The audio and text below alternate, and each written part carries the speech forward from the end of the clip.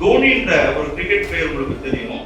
ஜார்க்கண்ட்ன்ற ஒரு மாநிலத்திலிருந்து இந்தியாவுடைய கிரிக்கெட் டீமுக்கு விளையாட ஆரம்பிக்கும் போது வந்து பாத்தீங்கன்னா அந்த மாநிலத்துல ஒரு இன்டர்நேஷனல் கிரிக்கெட் ஸ்டேடியமே இல்லை. நிறைய நேரங்கள்ல வாய்ப்புகள் இல்லாத ஒரு சூழல் தான் மிகப்பெரிய வெற்றியாளர்கள் உருவாருங்க. ஒருவேளை நீங்க உங்களுடைய வாழ்க்கையினுடைய பின்புலம், நீங்க வந்த சூழல், வளர்ந்த சூழல், வாய்ப்புகள் உங்களுக்கு கம்மியா கூட இருந்திருக்கலாம்.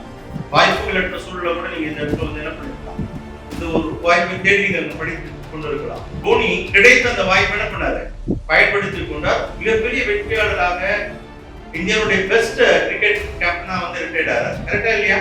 அப்ப நீங்க எப்படிப்பட்டவர்களாய் நீங்க இருப்பீங்க?